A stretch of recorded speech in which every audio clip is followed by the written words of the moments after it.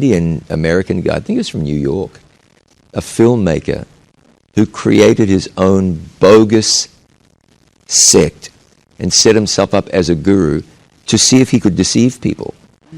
And he deceived them like you wouldn't believe. People saying, you have changed my life. I can't believe that I was able to meet you. You've done so much for me. And it was all a hoax. He wanted to make a film about it to demonstrate whether it was possible to do that. Why in the world are Westerners so vulnerable to Indian philosophies? What do you think that is? What's the attraction? Yeah, so there are two angles to look at it. One is there are a lot of attractive things in India. First of all, it is very ancient country. Yes, fascinating. Fascinating, right?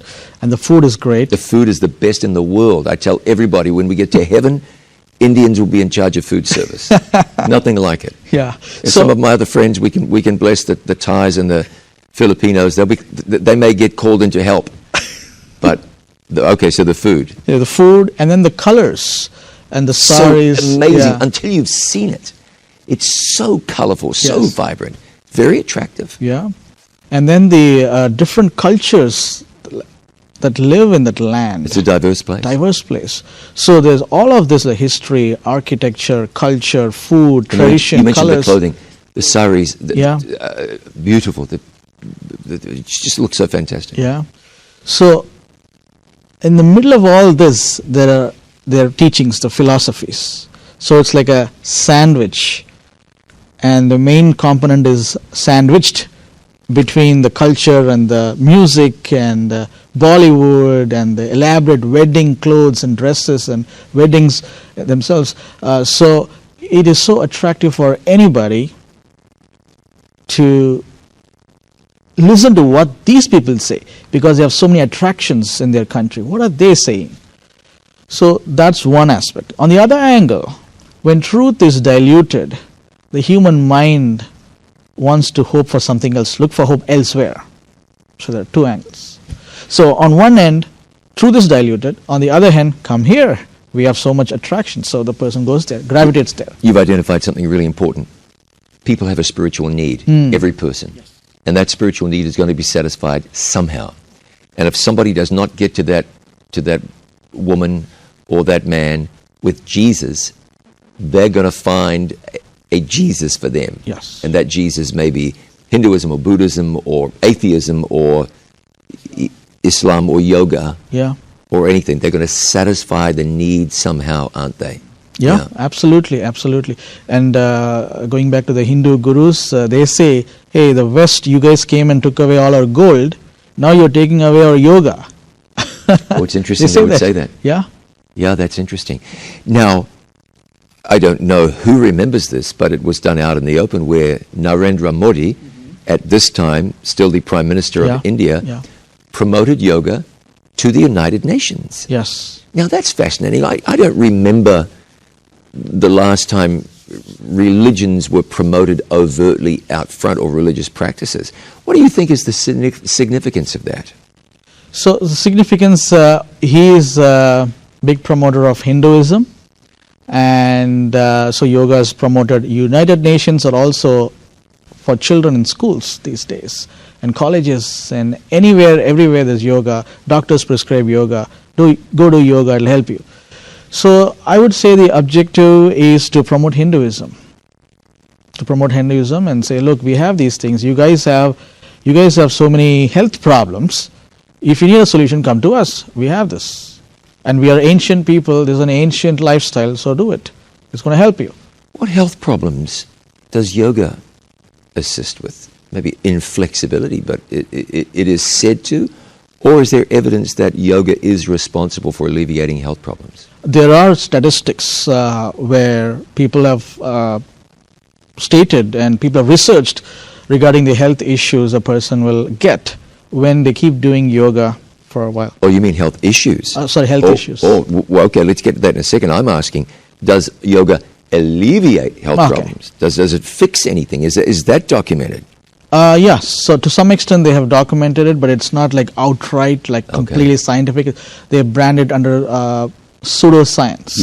Yes. Well, that's encouraging. At least they've got that part right. So what you're saying is that in some instances, yoga seems to be responsible for initiating health problems. Many instances, actually. Many instances. Anybody who keeps doing yoga eventually will have body aches. Initially, the body aches are like cured or healed, but as they keep doing it, it comes back. That is one. Second is people have digestion issues. Let's take Buddha for example, meditation-wise. Buddha died of loose stools after almost 40 years of meditation. And then there are other gurus also, very popular gurus. They all died of stomach problems or digestion issues. And they're all yogis. Let me ask you about this, because you mentioned meditation, and that's something I want to talk to you about. How is meditation linked to, connected with yoga? How significant a part of yoga is meditation? So, yoga has 8 limbs or 8 parts. One of the parts is called asana, which is the posture. Yeah. And then meditation is one of the other limbs. So both are yoga. In the past, until around 500 years ago, yoga was just meditation. Sitting in a corner or a place and just emptying your mind. So there's also certain postures during meditation where the practitioner will close their eyes this way, and the nostrils and the mouth and the ears. It's called pratyahara, ahara, aharam. Aharamu means food. Pratyahara means disconnection of food for the senses. Like fasting. Fasting. All the senses are shut down so that the person doesn't feel anything around and is disconnected from this world. Now, meditation is a very biblical concept. At least, let me clarify this. Sure. Meditation is spoken of in the Bible. There is a Christian form of meditation. There is a biblical form of meditation. But what about this Hindu yoga form of meditation? Right. What's that about? Sure. And is that comparable to biblical meditation? Completely different. Eastern meditation is completely different from Bible meditation. Bible tells us to meditate upon God's law, upon God, right? Whereas the Hindu meditation says, empty your mind. Bible tells us, let this mind be in you, which is also in Christ Jesus. This one, the Eastern meditation says, no, empty your mind. Separate your mind from your thoughts. Separate yourself from thoughts. So there's also breathing exercises in meditation where they say, just sit quietly or in a quiet place and focus on your inhalation and exhalation. Inhalation and exhalation. And the purpose of that is what? They say then you'll be able to focus and achieve much more. That will help your brain to be fine-tuned to focus on your work. It will help the kid if they are running around and being very bratty. So this is going to help the kid to calm down. And it will initially. But as they keep doing it, it affects the brain negatively. It affects the digestive system. Eventually, people also start having hallucinations and become immoral. Have you, as you've taught this, as you've shared what you've discovered about yoga, have you found there to be much pushback? And if you have, who has it come from? Pushback, generally it's from Christians. And what are they saying when they resist? Because they say we are doing it, we are having benefits. Why do you want us to? You keep saying they don't say you keep saying, but what they say is, these Christians have no other work. They want to say everything is not good. This is satanic, and somehow they are connecting yoga with plan of salvation. How is it possible? It is just a stretching exercise. How is that connected with plan of salvation? So run back through with me again. We talked about it, but it's been a few minutes. Establish again for us the Hindu-ness of yoga, and you mentioned it's connected to sun worship. Yes. And that is even, it affects the postures and the poses that people do. Yes. Recap that for me. So all the stretches of yoga are physical expression of worship. Let's, for example, if I do this, it's a physical expression of worship. Sure. And you can tell this person is a Catholic, Yeah, a Roman made the sign of the Catholic, cross, sure. right? So likewise, if I'm a Muslim, if I do this, that's a physical expression of worship to Allah. Sure. And I've been in mosques and seen Yeah. people prostrate themselves on the ground. Yes. I wouldn't see a Baptist do that. Or if I did that in a if I did that in a Presbyterian church, people would say, what you're doing is Muslim. Yeah. Whether they object or otherwise, they would recognize that is a Muslim Posture. thing. So what you're saying is, So there are 9 postures in Islamic worship, and there's a sequence. So the Muslim does not change the sequence of the stretching when they do the namaz. So it is 9 different postures. They have a specific order. So it is a Islamic ritual, which also has health benefits. Okay.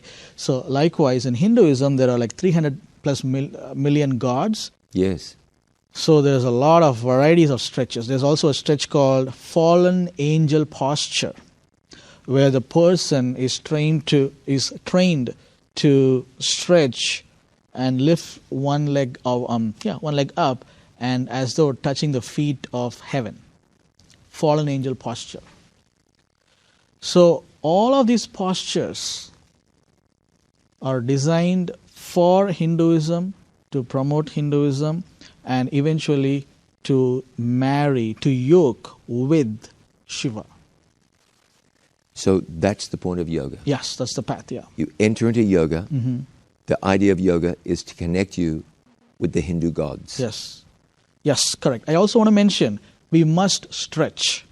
Stretching is important, Yes. but regular stretching is completely different from yoga stretching. I notice that when I present at churches, people say, how will I stretch then? I need stretching. So people have completely confused or mixed up stretching with yoga stretching. So we all have to stretch. It is good for circulation. We have to stretch. But yoga stretching is completely different from a regular stretch.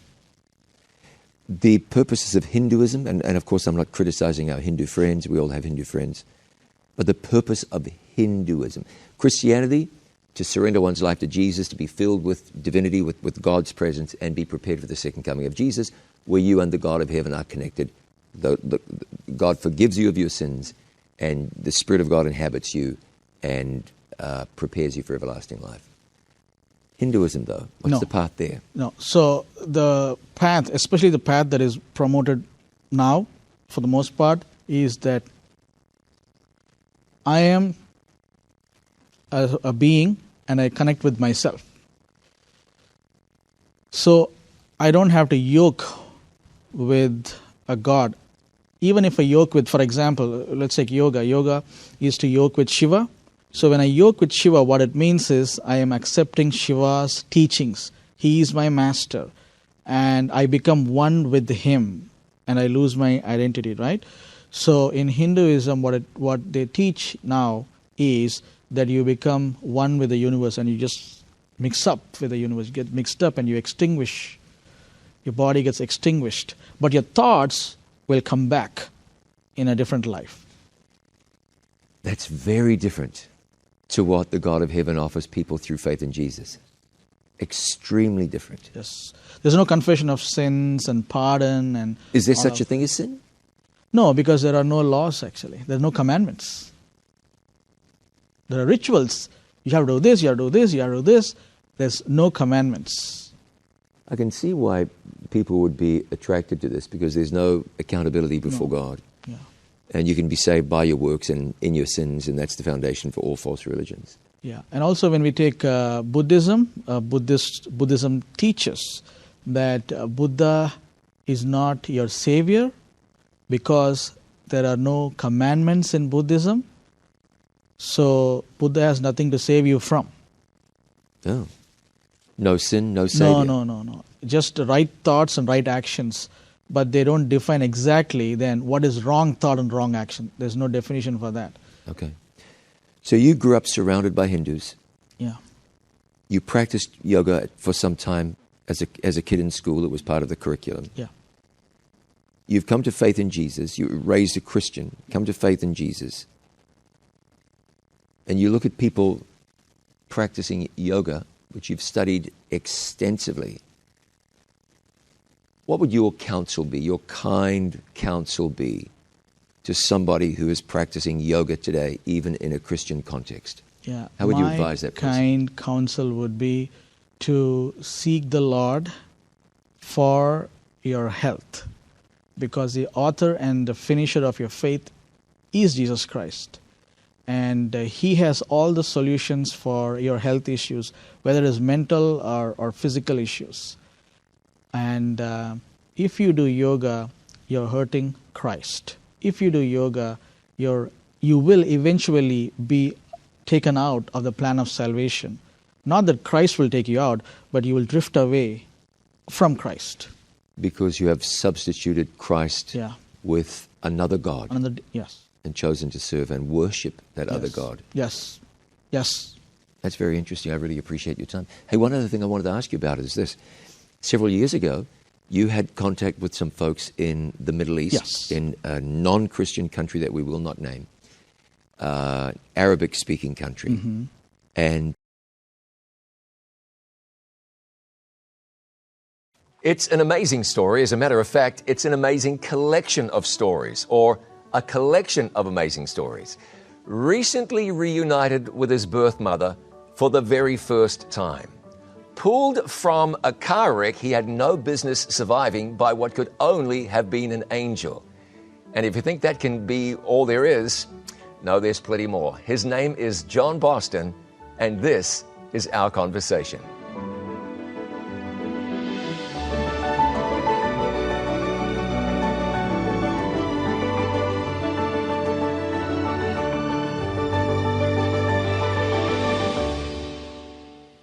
John Boston, thanks so much for joining me on Conversations. Oh, John, it's so good to be here. Thank you very much. Man, I hardly even know where to start because there's so much to talk to you about.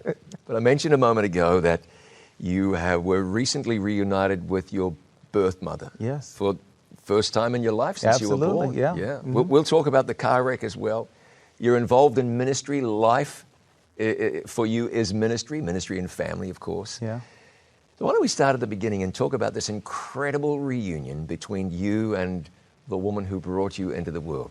Sure. Where do we start with that story? Oh, man. Well, I was adopted as a baby. So my biological mother gave me up, and I'm 38 now. And so I just met her this year, not too long ago. And I was raised in South Florida, very cosmopolitan community, different cultures, but I was raised in an African-American home, and my mom and dad were incredible. I joke with them because I say they didn't know what to do, so they did everything. We didn't want for anything. I thought we were very rich. I had no idea I had very sacrificing parents.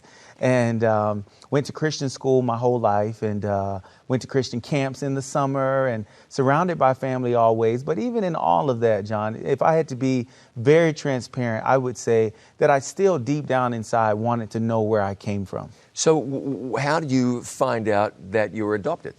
It's a funny story. I was teasing one of my older cousins. They were playing double dutch jump rope, and I kept grabbing the rope because I couldn't do it. And so and my cousin just kind of said, "That's why you're adopted." And it was kind of a slight, like a slam. Yeah. And I said, "Oh, wow." And I ran inside. We were at my grandmother's house. Everybody was gathered around. We were having a meal like we did every Sunday. And I said, "Mom, am I adopted?" And my mom said it didn't happen like this, but this is exactly how I remember it. And she said, "Well, yes." And I said, "So does that mean I don't have to listen to you? You're not my mom?" Yeah. I was about 6 or 7 years old, silly kid. And but for years, my parents, they nurtured me as their child, and they wanted me to understand, we want you to find your birth family one day. But that's how I found out. And my parents did everything they could to make sure they answered every question they could answer as they raised me. Aren't adoptive parents awesome? Aren't they heroes? They are, man. Your parents, John, had to deal with you because you were born to them. Yeah, they had to deal with me, all right. As most parents have to. And for me, I felt like I was chosen. My sister used to joke with me and say, "You were the cutest puppy at the Humane Society, and that's why we got you." So when you were a kid and you learned that you were adopted, did that shake you up? Did it bother you? Or was that okay? I don't remember not knowing I was adopted. Okay. But as I grew up, my family, I had such a loving family. everything that I dealt with was internal. It was the sense of rejection. Like, why would my parents give me up? How amazing could I be? The way my parents raised me to feel like I'm amazing and incredible. How amazing could I be that the person that gave birth to me gave me up? And so deep down inside, I carried that for many years into my adulthood, that sense of not feeling like I was enough. For some adoptees, it plays out in rebellion. For others, it plays out in being a people pleaser and an overachiever. And both are very difficult to deal with. And I landed on the latter, the being a people pleaser, wanting everybody to be happy. We're going to talk about some of the gaps in there, college and life and professional life and so on, because there's a lot to talk about. But let's drill down a little bit further here. So you're a kid and you learn that you're adopted. Your parents were very supportive and very loving, so you had a fantastic home environment. When did you get the idea in your head, I would like to learn something about or even meet my biological parents? I think when I was little, I don't know how old I was, but my parents, there was a day, I guess it came, where I had been thinking about it. Maybe I said something or did something, but my mother and father let me know, John, when the day comes, when you want to find your biological family, we want to help you. Well, we'll do what it takes to help you. And they pulled out some adoption records with non-identifying information and shared that with me and said, well, this is all we have, but I'm sure there are answers out there and we'll figure out how to get them. And so I think I was a preteen. I wasn't that old, but at the same, my parents were very open about it. And again, that openness was matched by this immeasurable love that they had for me and my sister. It seems like that would be a heavy thing for an 11 or 12-year-old to be dealing with. Is it, or is it just a thing that if you're in that situation, you deal with? I don't know. You know, children are just so resilient. Yeah. I think that they calculated how much they wanted to share and when would be an appropriate time.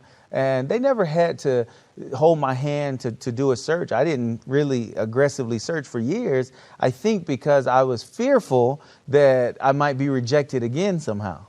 Oh, yeah? Yeah. So that fear was lurking there in the back of your mind. Oh, yeah. I think so. There were times when I made an attempt and I said, oh, it's going to cost too much money. And I just drop it. Oh, it's going to take too long. And I let it go. But I think when somebody really wants something, they'll go for it. Yeah, okay. So how do you go about that? You say, you know, I'm adopted. I know I'm adopted. Let's talk about the mechanics of this. How do you go about finding your biological family? What do you do?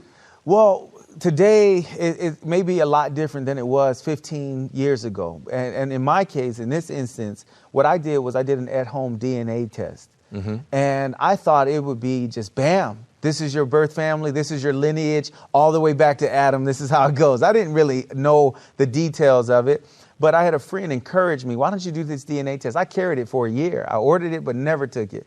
And Fear? I think it was fear. I think it was just this unsteadiness about it. Like, well, if she gave me, and then I would hear these horror stories. You know, some people hear beautiful reunion stories. I was kind of focused in on the horror stories. Like, don't contact me. I gave you up for a reason. I don't want to hear it. Yeah. And so finally I did it, turned it in. And really, John, the first person who was most closely connected to me, they did indicate they didn't want to be contacted. So that would have been a first cousin. And so I said, okay, I'm leaving it alone. I left it alone for several months. Then we found ourselves in the middle of a global pandemic and we started doing things that we don't normally do. Yeah. And got a notification that another cousin wanted to reach out to me, a little further distant cousin. And we reached out. We actually connected. He was living about 90 minutes from me. We became great friends and I posted a picture online. That picture had thousands of likes. And I had a search angel, a researcher, reach out and say, I think with this information, I can help you find your birth mother. I didn't think much of it. I was just about to preach in the Cayman Islands. And which is a great place to preach. It is a great place to preach. I was in Georgetown preaching virtually in this instance. And I said, I'll reach out in a couple of hours and let you know. And that night, she said, I can find her tonight. This is enough information to find her. And that night she worked on it. I woke up maybe 10 hours, 12 hours later, and there was a notification. She said, John, this is her. Really? Just like that. No, now this is her name, this is her picture. What? She had a picture, she had her name, she had been in the newspaper for something, she had the article, she had the obituary of my biological grandfather, my maternal side. And she said, the only way this is not your biological mother is if she has a sister that there's no record of who's the same age who gave up a child for adoption at the same time. This was her. This was her. What's it like seeing that face for the first time?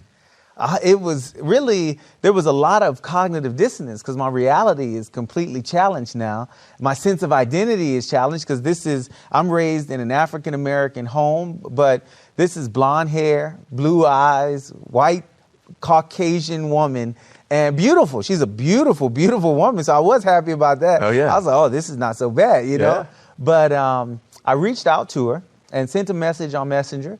And didn't think she'd respond. I said, hey, I know it's a crazy question, but I'm working with a researcher to put together a family tree, and I'd like to know if you could tell me your mother's maiden name, and that'll help confirm some things for me, per the researcher. And she responded back, and she said to me, well, how do you think we're connected? And I thought it would be weird to say, I'm your son, and I'd like to come and meet you. So I didn't say that. I said, well, knowing this information will help me know. And so she said, well, I'm asking because I lost a son many years ago. And immediately the door opened for me to say, well, what do you mean you lost a son? Yeah. And she wrote back, and I remember it coming in. You see these little dots, these ellipses coming up. And she said, I gave up a boy for adoption to protect him. I jumped up out of bed, and I just couldn't believe it. I didn't know what to think. I walked around for a moment. And I just responded, I was adopted. And she said, well, this is when he was born. This is where he was born. And I said, that's when I was born and where I was born. She said, oh, my God, you're my son. Yeah. What's that moment like? Oh, it's indescribable. I couldn't put into words the flood of emotions that filled my mind, my heart. And some people say things like it's a dream come true. It wasn't even a dream come true. I thought it was impossible to ever find my biological mother or to connect with her. And then we talked later that day, lots of tears, she asked me to forgive her. And in that first conversation, and I didn't have a sense of resentment. I had the only feeling, John, that was clear to me was gratitude. Yeah. Because when she shared with me that she was in an abusive relationship and that she gave me up for adoption to protect me, and knowing the home that I was raised in and the love that I received, I was grateful that she made this ultimate sacrifice to give me safe passage. And so there was never forgiveness that needed to be extended. It was gratitude. What did your biological mom go through? I mean, what I'm saying is this. She's on the end of a computer. She gets a message saying, do you know, could this be, could we be? What's she experiencing? What's going on in her heart, in her mind? Was she hoping to meet her son? Did she go day to day thinking, somehow I got to track him down? Yeah. I'm just saying, what's it like on the other side, on the other end of the computer? Sure. She, as she tells the story, she shares how she went to a show called Unsolved Mysteries in her later years to try to go back. She talks about how the week after she left the hospital when she gave birth to me, how every day she had to fight herself not to go back and say, no, I changed my mind. I want my boy back. And she never denied me to her family. And I just want to share one little thing that to help really convey what I'm saying. Her husband, she's been married now for 21 years. And her husband called me and the next day after we first spoke. And he said, hey, this is Dwayne, and I'm your mother's husband. And I just want to tell you something before I say anything else. And I'm like, oh boy, yeah, here we go. Where's this going? Yeah, this is how it all ends, you know. And he said, I went on a date with your mother 21 years ago. And on our first date, she told me she had a boy, a son, and her family was not intact. and that one day she was going to be reunited with him. So I want you to know your mother never denied you, and I want to welcome you to our family. Oh, man. Yeah. Man, that's powerful, isn't it? Yeah, it was. Yeah, that's powerful. So now you're meeting family? Yeah. Like brothers and sisters, half brothers and sisters? Yes. Cousins, maybe grandparents potentially? Yeah. Nieces, nephews, brother. I have a brother. I have a sister. My mother adopted other children. She did? Yeah. Got through that abusive relationship, that difficult situation. And it's really her story to tell. But I know she doesn't have a problem with me saying this. But my mother was raped. And she was assaulted and violated. And the man that she was with was not the perpetrator. It was someone else that she did not know, a stranger. And so in her life, she continued to face some trauma through the years before God settled her journey in this beautiful way that it is now. And really, I was protected from a lot of hurt. I was protected from a lot of trauma and a lot of pain. And my brother and sister are beautiful. I'm grateful that I've met them. We talk. I think we talk every day, probably. I talk with my biological mother every day. My nieces are just absolutely beautiful. I have a grandmother who's still alive. Yeah, she's Grandma Judy. They call her Mama Judy. And, yeah, sure they do. Yeah. And she loves me to death. I think I'm her favorite already. And so that's... Well, of course. Yeah, but I was the firstborn grandchild. And I have aunts and I have uncles. And everyone has embraced me. That's just got to be wild, doesn't it? It Like is. there's this whole new world. It is a whole new opens world. up to you. Now, let me ask you this. You're African American. Yes. Well, okay, you're biracial. Right, it's true. I'm you- both. You were raised identifying as a black man. Mm-hmm. And now, did you have any knowledge that your biological mother was white? I did. I You knew did know from that? the identifying information. But Okay. to see it and to live it and Yeah. experience it is very different. So now, you're going to meet grandma who's lily white. Yeah. And nieces and nephews and brothers and sisters and cousins, and they're all as white as me. Yeah. What does that do? How does that impact, maybe not at all, maybe some, your own sense of self-identity? You would say all your life, I am black. Yeah. And now, I'm not denying your blackness. Sure. But I'm saying now you go, I'm as white as I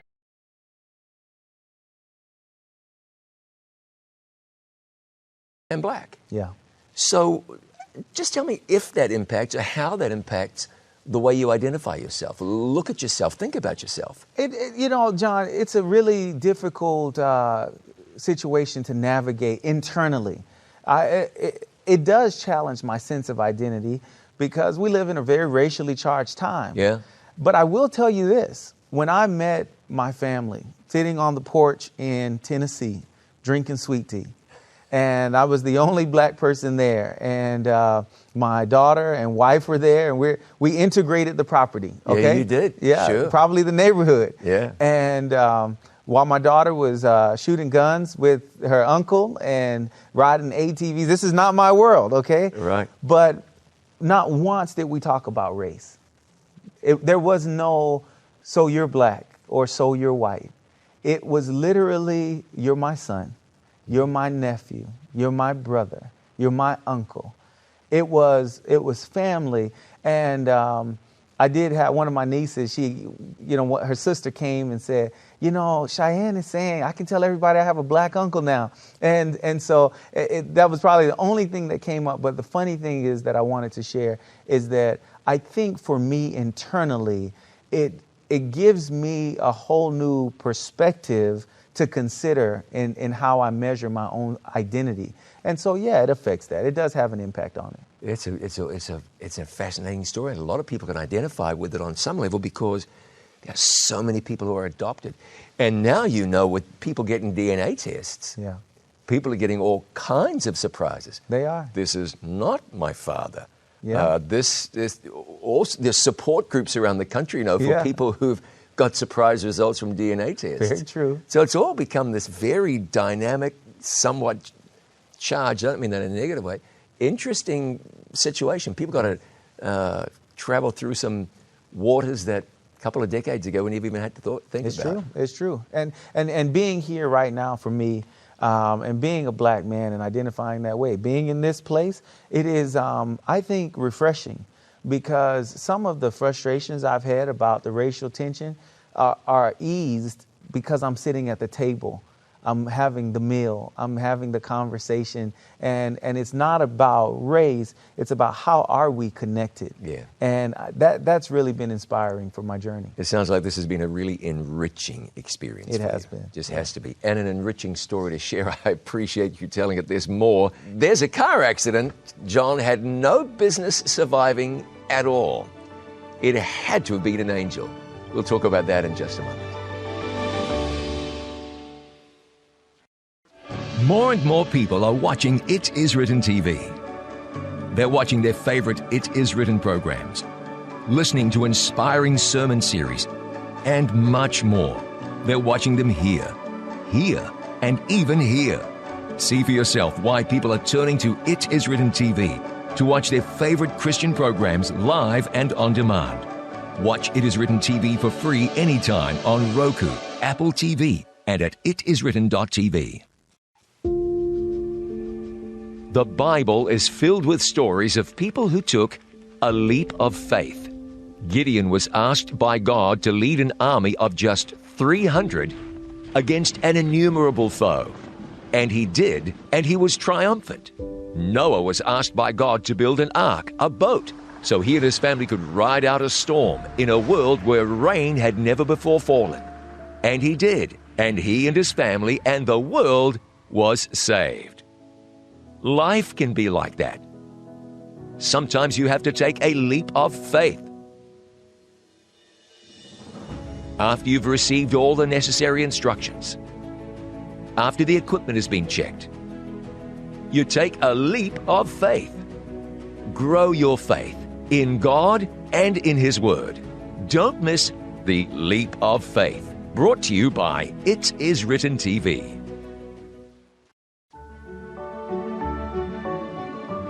I'm glad you've joined me today on Conversations. Well, my guest is John Boston. As a matter of fact, it's not just John Boston, it's Pastor John Boston. We'll talk in a few moments about how his fascinating life brought him around to ministry. We'll talk about his ministry passions as well before we're done here. But John, I want to ask you about an accident you had no business surviving. Well, clearly God felt otherwise, but take me back to that day and describe to me what happened. Sure. Thank you, John, for letting me be here with you. It was 2015, and I just left church. I was pastoring in Columbus, Ohio. And I dropped my wife and daughter off at home, and I was going to go to a friend's house to pick up something I left the night before. And so I was on Airport Road and near the airport, and I was coming around a bend. A car swerved into my lane. It was just a 2-lane road, and I didn't see it a way to get around hitting the car other than to swerve off the road a bit. And so I did, but I was coming around a bend. And as I came around the bend, I hit a power pole that I didn't know was there. And I don't really remember hitting it. I just remember realizing that I had been in an accident, and it was extremely hot. I grew up in South Florida, so I know hot, okay? Yep. But this was like stepping in an oven. And I didn't see smoke, I didn't see any flames, but I could just feel this intense heat, and I later learned what it was. As I looked to open the door, I couldn't open the door. Tried to take off my seatbelt, couldn't take off my seatbelt. And I looked at the windshield, and the windshield was melting in the car, and it looked like raindrops. And as one of those drops hit the dashboard, it melted through. And I saw it hit, your adrenaline is high. And so you're processing things at a faster rate. So it seems like time is slowed down. And it hit the floorboard, and it went through, and I looked at the ground. And then I looked. It went through the floorboard. Went through the dashboard, went through the floorboard. That one drop. I just remember that one drop. And then I remember looking over to the passenger window, and it was folding in the car like a piece of paper. And I touched my head to my headrest, and I said, I can't get out of here. And in that moment, the door that I could not open, opened. And a man reached in and took off the seatbelt that I couldn't take off, got me out of the car, walked me maybe 20 yards away from the car. And he said, "You're going to be all right. What's your name?" I said, "It's John." He said, "My name is Johnny." He said, "What's my name?" And I said, "It's Johnny." And he said, "You're going to be fine. The police are on their way, and I can't be here when they get here, but you're going to be just fine." And he went and got in his car, and I looked back at my car, and when I looked back, there was no paint on the car. There was no glass. The tires were gone, and the car was melting into the road. What happened was a transformer landed on the car, and the power supply never stopped. It opened up, and the car conducted all of the thousands of volts of electricity in this industrial area as the transformers are stepping it down to residential. And that car was conducting that electricity. Okay,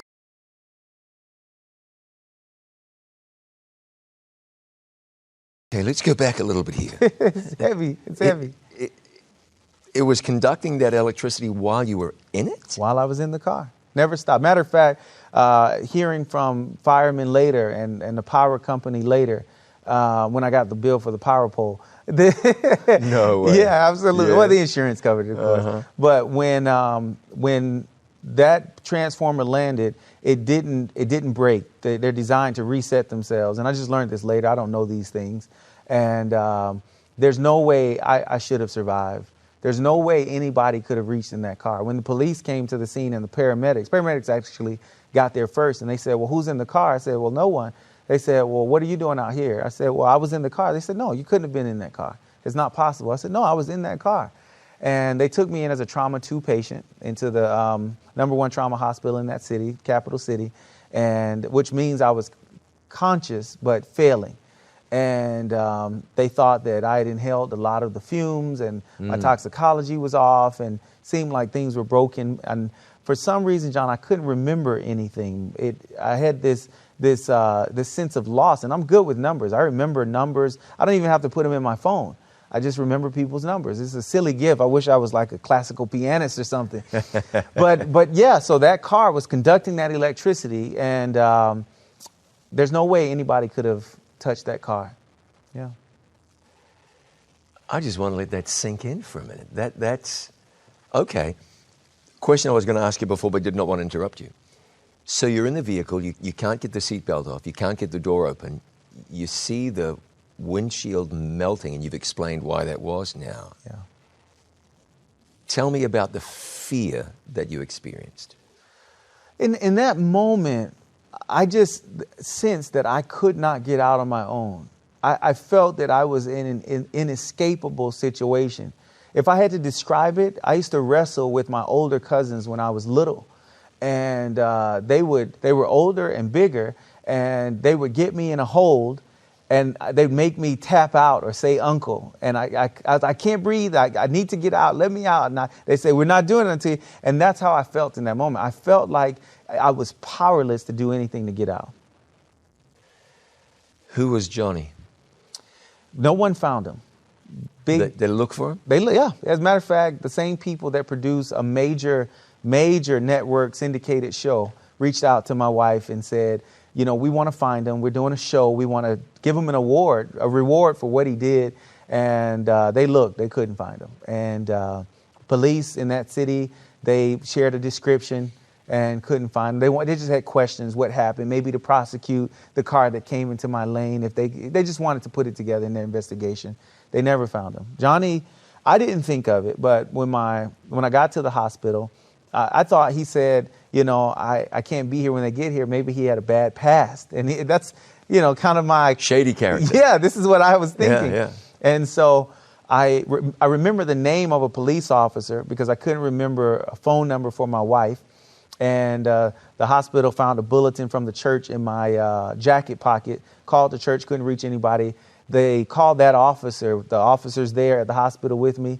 He left a soccer match with his children, went and got my wife, brought her over to the hospital, and she came in and prayed right away, "Lord, undo whatever the enemy is doing."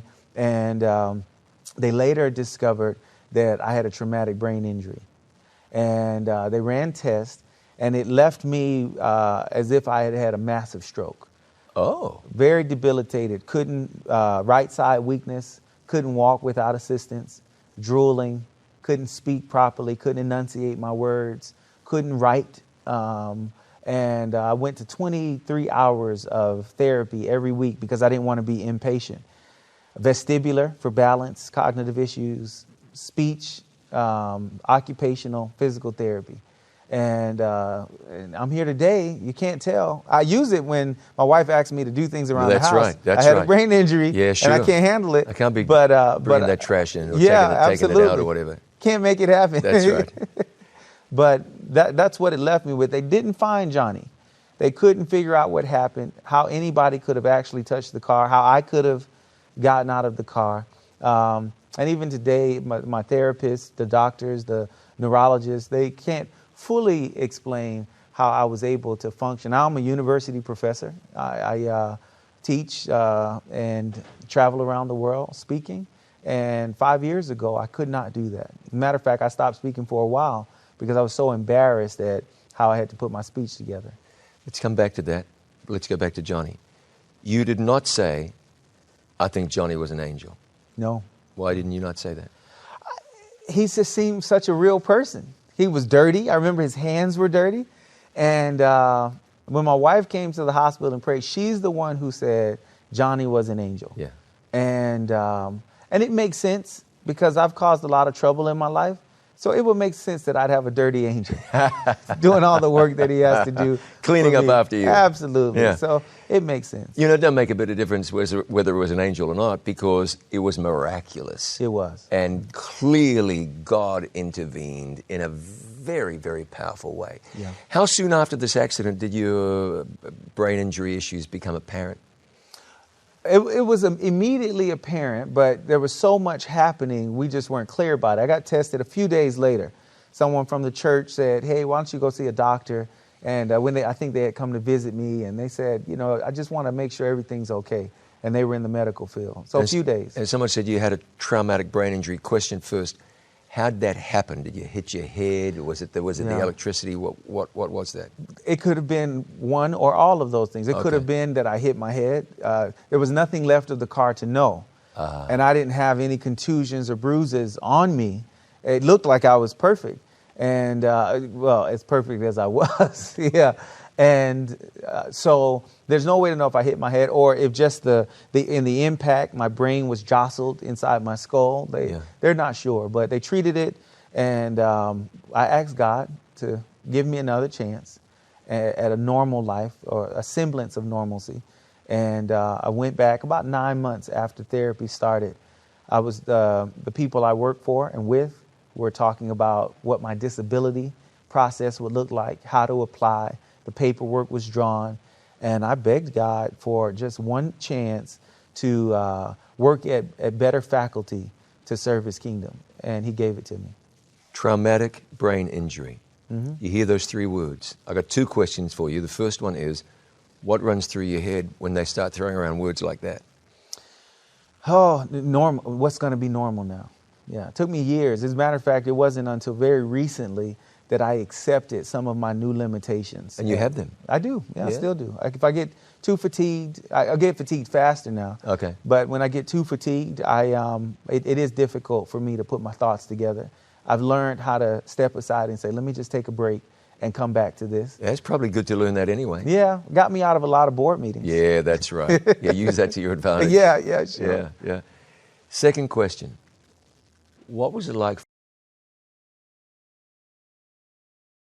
for your wife to hear those words? I think for her, it was difficult when my little girl was learning to write. And my wife's husband, who was strong and primary breadwinner, sole provider, was learning to write alongside her. Yeah. When my daughter was playing with blocks and building her dexterity, I'm sitting with her rebuilding my dexterity. And so I think, I used to play with my daughter a lot and throw her up and we take long walks and hikes and do things like this, swim. And I think it was difficult for my wife seeing a semblance of the man that I was. Yeah. And I'm probably most grateful that she didn't have to become my care provider for the rest of my life. Was it a steady trajectory of improvement upwards, or was it bumpy? Very bumpy. When did it get the most frustrating for you? I think it was depressing. Yeah. And so I had to overcome the emotional impact because who I was there, but I couldn't bring him out. I could have the thought, but I couldn't put it into words. And you're in your early 30s at this stage. Yeah. It's not yeah. supposed to happen to, Yeah. to a young man. Sure. And I think people around me praying, encouraging me, saying, you're going to get better. And it was difficult to talk about. But I had very close friends who came and they would share that, John, you have to first get through the depression. Because I just couldn't deal with people. I would cry. It was uncontrollable. And part of that was the injury, the emotional difficulty. But once I made it through that difficulty, the physical part, it almost came overnight. It was the up and down in the sense that physically I couldn't break through the emotional impact. And so if I tried to take a step forward, I felt like this is going to be the day I'm going to walk without a cane. This is going to be the day when I can read a sentence with fluidity. It's just going to be clear. And when those days would come and I couldn't read the sentence or I couldn't walk without a cane, those are the days that just set me back, and it set me back for days. How long were you battling with this? How long were you were pastoring a church, leading a congregation? They grew more when I had the brain injury. So clearly it was the Holy Spirit growing them. People say I was a good pastor. It's like, no, I was a broken pastor. Well, you had a very good Holy Spirit. We may need a few more broken pastors. Yeah. How long were you back walking with a cane and unable to string sentences together? How long? It was almost a year. Yeah, almost a year. Were there times when you said, this is it? This is what I got forever? There were times. It was hard. I think that was what was so hard about it. I couldn't accept it. I would think up until that point, if you have a brain injury or a stroke, that you would not feel yourself. But I felt myself. Oh, you did? But I couldn't bring him out. I couldn't bring me out. And that's what was very difficult. It's almost as though, I felt like I could run, but I couldn't really take a step. So that's what was difficult. And that about the 9-month mark, John, I remember a night I determined that I was going to give up or God was going to come through for me. And that was just internal. I didn't say anything. I couldn't use devices because I was trying to heal. So I wasn't reading. I wasn't online. I couldn't do any of those things. And so that night I had early bedtimes because I needed a lot of rest for my brain to recover. And that night I prayed and I said, God, if you give me this chance, I believe by your Spirit I won't let you down if you give it to me. And the next day I went in, this is about the 9-10 month mark, and I tested out of the facility. I asked them to test me and they said, John, you may take the test and you may do very well, but you also may do very poorly. And we think this is not the best day to do this. And I said, just please do it. And I'm okay. And I just knew in that moment, if I failed it, and I was just going to give up. But I didn't fail. And they said, well, let's give you another test. Let's give you something harder. Can you walk over there? Can you turn the corner without hitting the wall? Can you read this paragraph? Could you read this page? And they said, and they would call other therapists in. And that day I walked out and they gave me a solid bill. I had to do another MRI. And they said, John, the damage is still there. But for some reason, you're functioning back to a level of normalcy. Unbelievable. And so what you're saying is this just it came back? Yeah, about the 9-10 month mark. It just came back. Yeah. Mm-hmm. Yeah, that's amazing. So you're a pastor, you minister to people, that's your life, you pour yourself into other people. What have these experiences? We talked about your adoption and that just amazing story. And this accident, your recovery, you know what it's like to be a disabled man. Yeah. You were disabled for a year, let's say. What's that done for your empathy, for your ability to reach other people, for your ability to understand what other people are going through?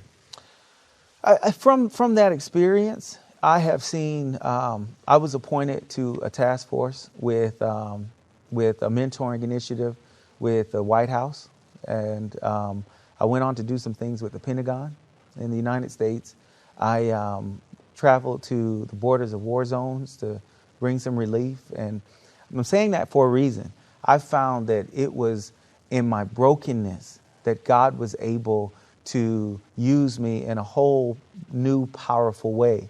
And in terms of my empathy, a lot of people think that they have to get themselves together before they can be used.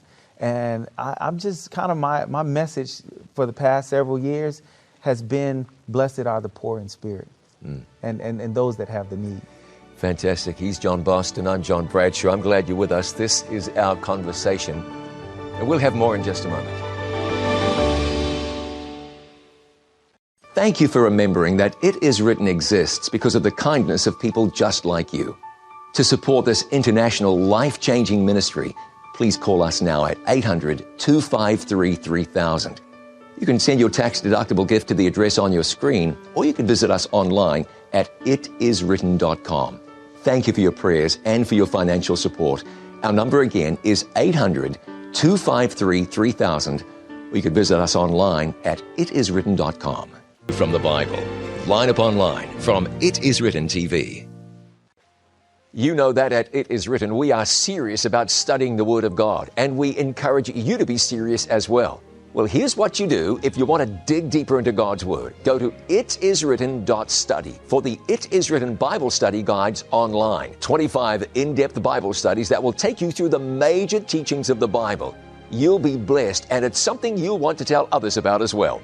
Itiswritten.study. Go further. Itiswritten.study.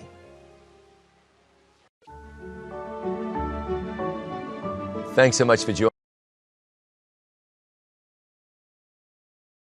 me on Conversations, joining us actually, because my very special guest is John Boston. John, I really appreciate you being here and taking your time. Thanks so much for having me. This has been special. One thing that we've not talked about yet is how life, it goes this way and that way, but it went this way for you into ministry. How'd you end up in ministry? Well, I was raised in a Christian home. I thought I would be a veterinarian. I was a big animal lover, and I still am.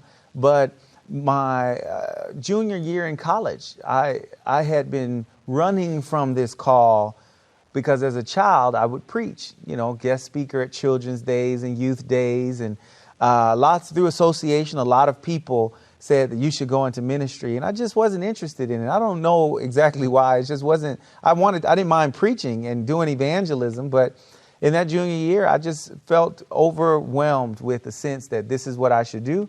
Changed my major, did everything I could to finish in theology, and I pastored in South Carolina first. I was 21 when I got to my first church. 21? Yeah, and I remember in the first day I got there and I greeted the elders, one of the elders said, "Oh, goodness, the conference sent us a baby." Yeah. And, 21. So where in South Carolina were you? I was near Myrtle Beach in a place called Hemingway. Tough. Yeah. Tough assignment. I was a missionary. Somebody has to pastor on the beach. I understand. Yeah, it's tough. 21, sent to the beach. Yeah. Shepherd the people of God. That's right. Fantastic. So what other ministry, tell me some of the other ministry stops you've made. Well, we were there. We had a 2-church district, and then I got married about 4 years into my pastoral ministry, 5 years into ministry, and my wife and I. How did you meet your wife? Well, we met at a youth congress in Augusta, Georgia, and when we met, I knew in that moment I was going to marry her. You did? She was stunningly beautiful, but I just knew. And but it would be 7 years before we'd go on our first date. So she did not know in that moment? No. Okay. And I wasn't willing to say this is what God told me. I think that was wise. I think that was wise. That's kind of crazy when people do that. I think it more often happens that the male knows, but the female takes a little time to come around and catch up. That seems to be the way of things. Yeah. We'll both get in trouble for that. Yeah, but it's very interesting that in that moment you felt like this is the one. Yes. My father met my mother and he said to his friend, "I'm going to marry that girl." Wow. My mother found out that he said that and she said, "There has to be better men than that in this valley." There has to be better than that. Oh, she married him anyway. So you traveled around in ministry. Yeah, so we planted a church, and then we went from there. We were in Atlanta, Georgia, and worked as an associate pastor with Carlton Bird. And from there, I was in Milledgeville, Georgia. Wanted to really quit ministry. I just didn't sense that I could do what it is I wanted to do in the structure that I worked in. And the person who was responsible for all of the churches, they call him a conference president, and he encouraged me to stay. And I stayed. And I put a letter in. He didn't accept it. I wanted to resign. I was like, no, I want to go do ministry a different way. I want to do something a little bit bigger. I don't want to, have to deal with these rigors in this context. And in central Georgia, in Milledgeville, Georgia, I was able to lead a public evangelistic meeting. And we had, in 2 sites, 5,000 people show up here in the United States. Ooh, that's a big meeting. It was a big meeting. As a matter of fact, that was just after I thought I should leave because I didn't think I could do that type of ministry. And I'm so glad I stayed and hung on just a little while longer. So what was that kind of ministry that your heart was yearning to do? I have a heart for people that don't have a faith culture. And I meet a lot of people as I travel, even here in the United States, in the first world context in particular, that have an understanding of faith and God that's really a poor representation of His love. And I have a heart for them. And so traveling, preaching at churches and federations and camp meetings and youth conferences, that just wasn't my thing. I got lots of invitations and I praised God for every one of them because they were so valuable and enriching. But I had a heart for being on the corner or leading a series that only reached people that had never been to a church, or talking with people that felt like they didn't want anything to do with God. That's where my heart was. We know that you're in Columbus, Ohio. Then somewhere, somehow, you find yourself in Australia. Yeah. Oh, Crocodile Dundee here. Yeah. What was that all about? Well, we had a great ministry in Columbus, and I got to work with the civic government on state, city, and federal levels. And I met a guy named Tom who was going to Australia to work. And I was doing a presentation about all the things that were happening in Columbus, Ohio. We were fighting childhood poverty. We were working with immigrants. We were just a lot of beautiful ministries. The Lord was really doing something special there. And he said, man, would you be interested in moving to another country? And I had just said to my wife, I think it's time for us to consider going to serve in another part of the world. Well, and so that night I was in Central Florida for this event. And I drove to Fort Lauderdale where my wife was visiting with my family, drove back. We had dinner with Tom, and he gave us his pitch. I'm going to Australia. It's the greatest place on earth. Why don't you come? And we said yes. And we went, and I focused on reaching. It was right up my alley, John. I focused on connecting and reaching students and families that had no faith experience or very limited faith experience. And that was my focus the whole time. Students, so you're working with young people? Yep, teenagers. Okay, so tell me talk to me about working with young people. Because they're the great mystery. With every church, no matter what denomination, is losing them by the ton. Sure. I don't know where to begin. I kind of want you to take it away. But how do we reach and retain and speak to young people things of faith? I have a philosophy of ministry that I apply. And I don't know if you consider my ministry a youth ministry, but I primarily have worked with young people. But my philosophy is that young people don't meet Jesus in sermons. They meet him in service. And so for me, I always found ways, like we had atheist young people in the schools I worked in, young people that had difficult experiences with church, didn't want anything to do with it. But I asked them, hey, look, could you just read this for me? I didn't try to exegete the text or go very deep into it. Could you read this for this program we're doing? Hey, listen, I'm going to be speaking and these are my notes. Could you go over this for me? And I found that as they serve, and not just in the church context, but hey, I found a whole bunch of people that don't have a home, and they were burned out of their home, a big family. Could you guys come over with me and help pass out some food, give them some love, support? And I found in doing that young people, they're in line, they're in queue to hear God speak to them because they're the hands and feet of Jesus. And so surely God is going to share his heart for them in that experience. We tend to think, don't we, that what we need for the kids is another program. Yeah. Another program. Programs are okay in their place. Mm-hmm. Programs, we've got to have programs. Yeah. Is it programs that reach kids? No, not at all. If they have a place, I'd say they're in that 10% of 100%.